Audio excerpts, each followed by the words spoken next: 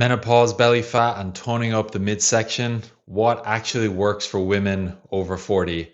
I've helped coach hundreds of women over the years, and one of the main goals that they've come to me with is toning up, getting leaner, and mostly around the midsection. And so I've actually found out there's a lot of things that you can do that make it absolutely possible to achieve that goal.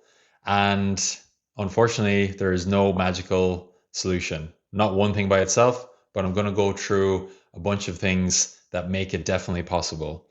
And so I'm going to be looking over, I have my laptop here, I have loads of notes prepared because this is a really big topic. And I'm going to condense it all down for you. I'm going to get rid of all the crap and the waffle and everything that you might hear online. I'm just going to focus on what's actually been getting really good results for my clients. I've worked with loads of women who are in their 30s, 40s, 50s, 60s, some even in their early 70s, who've achieved these goals of getting leaner and toning up and doing it in a way, most importantly, that's sustainable and holistic. And just to reiterate, it is possible. It's just going to take time. There isn't one magical food or supplement or exercise that makes it happen. And it really just comes down to good old time, patience, and consistency. And some people will not want to hear that, and that's fair enough. If I could, be fluent in Spanish tomorrow, I would be. I'd love that, but it's not possible. It's just a case of getting a little bit better every day. It's the same thing when it comes to toning up, getting leaner, fitter, stronger, whatever your goals are, when it comes to your health and your fitness. And so the first main thing that I want to go over is that the mindset, it's really powerful to actually kind of accept that there is no magical solution. And it is going to be a combination of a bunch of different things that allow you to get really good results. And I think that major first step of acceptance of like, okay, this is going to take time. And this is a really powerful mindset to be in where if I know that it's going to take time, I can just commit to focusing on one powerful action per day, whether that's a little bit better sleep or movement or a workout or doing some type of self care. One powerful step per day is going to start to add up over time. And really, when you have that type of mindset, that's super powerful because if you think about it, most people are in the quick fix mindset. They will focus on doing something like really hard for the next week or two, and they'll try and lose a load of weight really quickly. And they might be successful in that. Loads of people I've worked with have done that before. They've lost a stone in, let's say, a month, and they really like restricted themselves and it wasn't sustainable and they felt terrible doing it. And then by month 6, they didn't just gain back the stone that they lost in the first month, they'd gained back a stone and a half or 2 stone and felt even worse about it. So we want to avoid the whole quick fix approach, quick fix mindset, and get into that really powerful mindset of accepting like this is going to take time and I'm okay with that. And the great thing is you can get amazing results over the next year. And a quote that I love is that like most people underestimate what they can do in 10 years, but they overestimate what they can do in 1 year. And you can get amazing results when you have a long-term mindset. And honestly, most women that I work with can lose a clothes size, let's say 2 to 3 months, and can gradually keep getting leaner. But it's important to just accept that it is going to take time. And once you do that, that's one of the biggest blocks out of the way. And so moving on from some of the mindset stuff into more practical things, sleep is always the number one thing that we need to optimize initially, because when you improve your sleep, it's going to mean you have better energy, you have less hunger, you have less cravings, and your body is really going to want to do what you want it to do. And so when it comes to sleep, we can keep it super simple. Honestly, just aiming to get to bed by like 10:30 and try to get to sleep by 11 is such a powerful habit, because if you get into the habit of doing that, it's going to mean that you can get at least 7 to 8 hours really good quality sleep. And if your sleep is really optimized, that makes everything so much easier. And it's honestly the number one most important thing to fix initially. And if you are having, everyone has different issues when it comes to sleep, but just having that bedtime routine of trying to get to bed by a certain time makes a huge difference. If you can set up a self care routine as well, ideally start winding down at least 30 minutes before you go to sleep, or you plan to go to sleep. That would be amazing. So a self-care plan could look like, okay, I'm trying to get to sleep by 11. So at 10:30, I will start locking up the house. I will, put my phone on airplane mode. I'll set my alarm, and then I'll brush my teeth, and maybe you have a few other things that you'd like to do. Maybe you would like to, do a couple of minutes of meditation, or you would like to read a book, or whatever it is. Have some type of self-care routine that allows you to feel good and start winding down, especially getting away from any blue screens or any blue light from TVs, laptops, phones. That's going to keep your mind awake, and having that wind down time is going to make it much easier than fall asleep. So once you got to sleep optimized, that means you have more energy, less hunger, less cravings, puts you in a really good position. And then the next thing we want to focus on is really starting to optimize your food. You may have experienced it before. If you were trying to lose weight or tone up your stomach or get leaner, the biggest enemy to that is hunger and cravings, because when you have those and it gets to the evening time and you've got jellies in the press or you've got crisps or anything, it's like nearly impossible to have enough willpower for weeks at a time where you can be like saying no to all that stuff. So you can completely skip all of that. And if you have better sleep and better energy and less hunger and less cravings, then you don't need to have really good willpower to try and avoid all those. It's just you feel much better for it, and it solves that problem nearly straight away. So trying to have 25 to 30 grams of protein per meal will really support you with that, because it will help to reduce any hunger or cravings that might come up, and then you're less likely to snack and you'll just feel way better for it. And that's really one of the secrets when it comes to getting leaner or toning up, for sure. How you structure those meals is going to be dependent on what you prefer. If you like to eat meat, if you are a vegetarian, if you're a vegan, nutrition is something that's really custom to each person. And that's why I have my program. When I work with people, I'll put together a very customized plan for them, because we need to have food in there that you really look forward to, that you enjoy, that makes you feel good. Make sure that doesn't cause any like digestive discomfort or any reflux. And so it's a very customized thing. And basically focusing on food that allows you to feel good like that, that's also high protein. That's what works super well. When it comes to movement, of course, we want to gradually build up the amount of movement that you're doing. So it really depends on where your starting point is. If you're currently doing, let's say, 2 or 3,000 steps per day, obviously we don't want to go all the way up to 10,000 steps per day straight away. That's way too much of an increase. So if you are doing, let's say, 2,000 steps per day, even bringing that up to 4,000 steps per day is already doubling the amount of movement you're doing. And then once you've done that for a few weeks, you got used to it, then you could look at like, okay, maybe I'll bring it up another 50%. We'll go up to 6,000. Gradually working your way up every few weeks to the point where if you were then up to doing 8 to 10,000 steps, that means it solves a lot of different things. You're moving more, so you're using more energy. You're going to get leaner quicker. You also have more time outside, so better headspace and more energy from that. And that is really, really positive. So that's on the step side of things. The other part of movement is getting in some type of strength training. And for all of the women that I work with, we focus on doing really structured 30-minute workouts where, let's say, we'll do 5 to 10 minutes of stretching and maybe some rehab movements at the start. Lots of lower back, for example. We'll get everything warmed up properly. Then we'll do 20 minutes, very structured, where we'll do like maybe 3 to 5 rounds of a full body workout, or maybe we'll focus on cardio, or different each day. But if you were to get in ideally 30-minute workouts per week, full body workouts, that would be absolutely ideal. And that sets you up pretty well then to gradually gain a little bit of muscle and get leaner.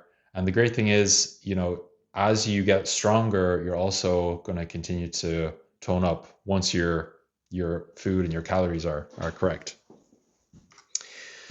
So moving on to the next bit, when it comes to strength training, it needs to be progressive as well. So a really common mistake people make is they will, let's say, do something like Pilates, and they'll always do the same level of intensity with Pilates, so it never progresses. But the good thing is that if you really focus on progression, a simple example would be, let's say, a plank. So if you're doing a workout and you can do a 30-second plank when you start off, every time you do a workout, I want you to try and beat that. So even if it's just adding 1 or 2 seconds, but every week you want to try and hit a little personal best in each movement. So maybe this week you try and add on an extra 5 seconds on your plank. Maybe the next week you try and add on another 1 or 2 push-ups.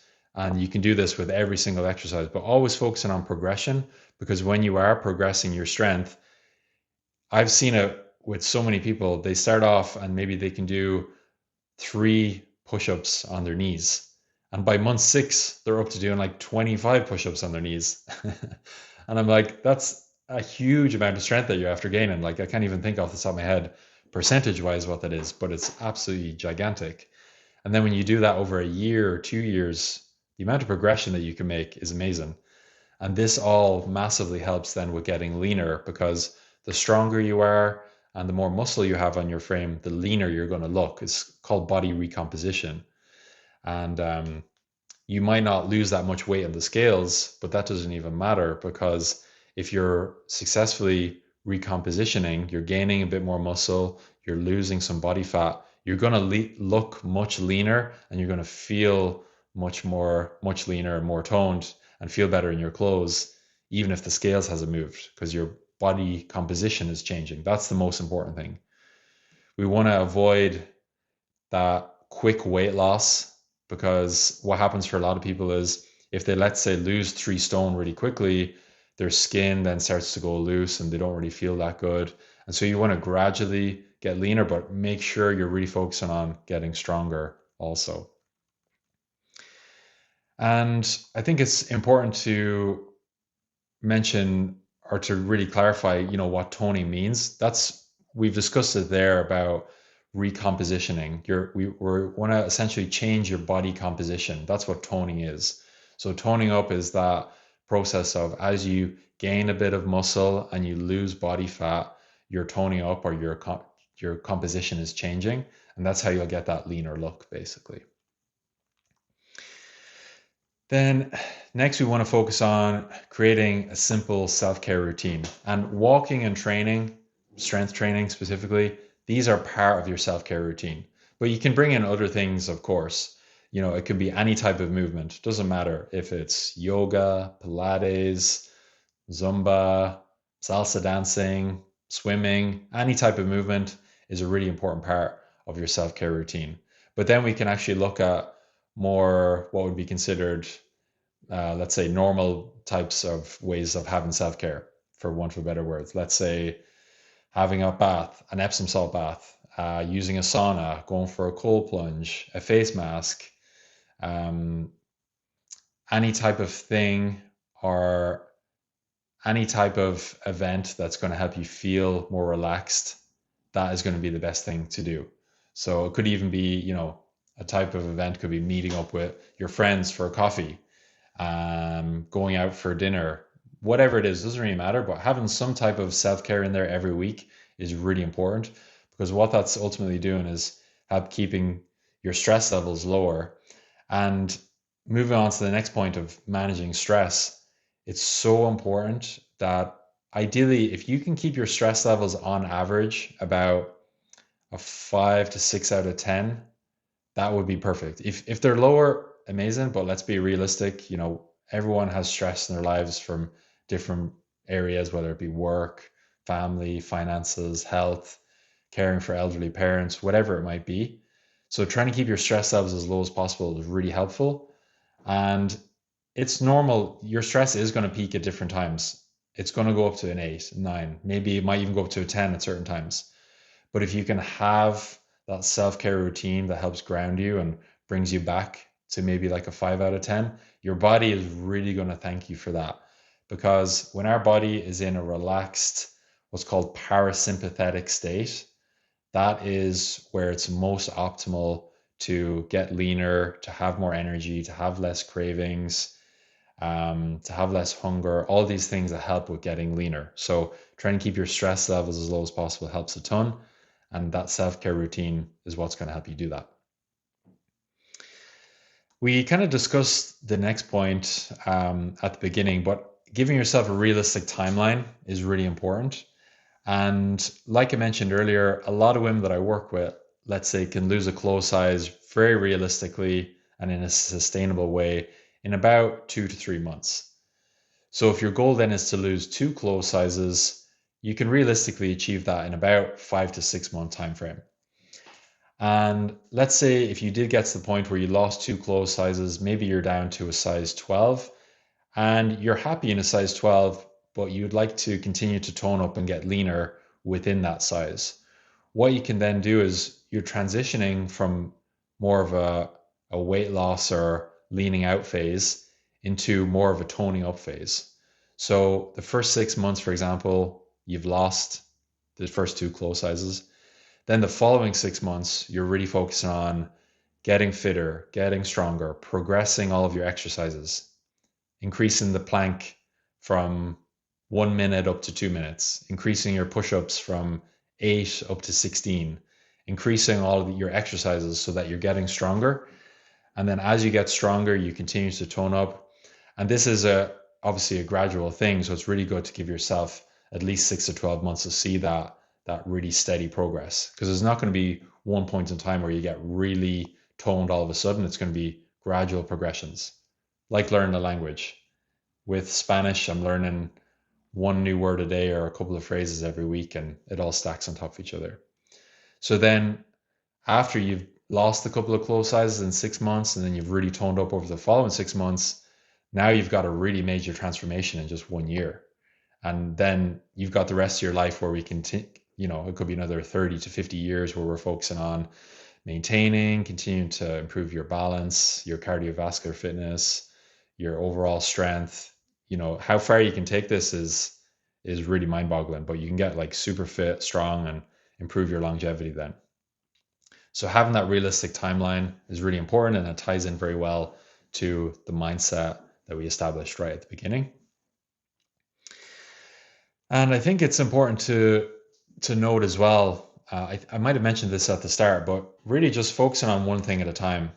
It's one day at a time. It can be really overwhelming to think, okay, yeah, geez, I want to lose a couple of clothes sizes. I want to get that much leaner. I want to tone up, feel really good in my favorite clothes. But that's like so far away. That could potentially take a year. So instead of getting really overwhelmed by that, we can focus on what's one simple thing that I can do today that gets me one step closer to that goal. And that could literally be like, okay, today my energy is a bit lower. I'm not feeling amazing. So I'm going to get out for a walk for 45 minutes. Amazing. Okay, that's one thing that you did. The next day, you keep building on that. And it's literally just a case of building on that each day. It doesn't have to be movement every day. It could be like, I'm going to bed earlier today. I'm absolutely wrecked. And you get really good sleep. That then sets you up super well for doing some more movement the next day. And it's really just a case of rinsing and repeating these habits that you're ingrained. It's like brushing your teeth. At this point, most people, they don't really question brushing your teeth. I brush my teeth every morning, every night. I don't question it. It's like, okay, this is just what I do. It's part of my identity. It's like something that's so ingrained. And it can be the exact same thing with everything else that we've talked about, with your food, with eating enough protein, with getting out for a walk each day, with getting a workout in 2 to 3 times per week. These are all habits that can be ingrained. It just takes time for them to become a part of our identity and what we do. And so giving yourself that time to allow it to become a habit that becomes a part of what you do is where the secret or where the magic is.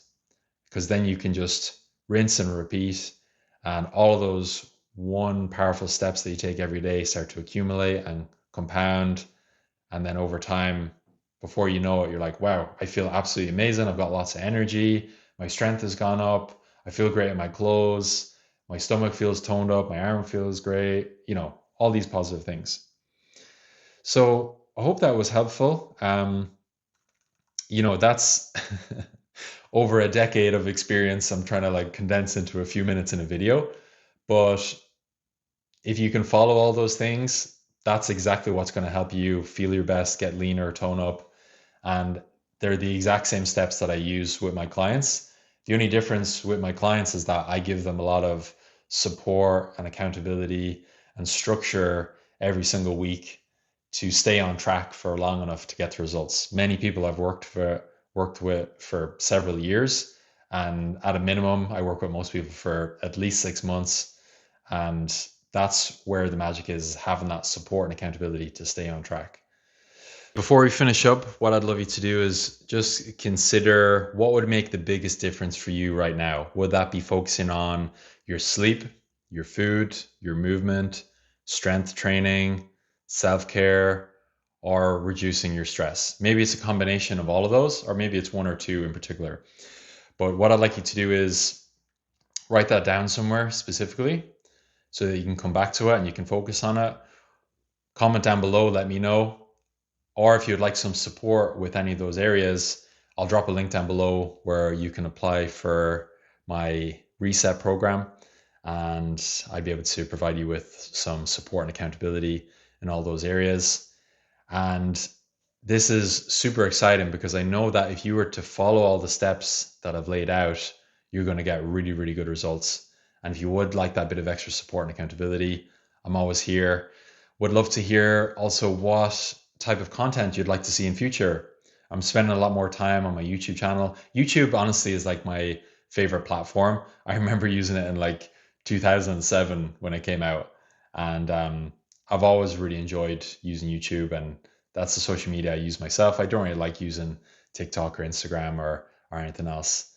But YouTube I find genuinely helpful, and I think it's a great platform. So if you'd like me to create topics or videos on other topics, just pop a comment down below, or you can send me an email, elan@coachelan.com. And yeah, hope the video was helpful. Hope you enjoyed the rest of your day. Coach Elan signing out.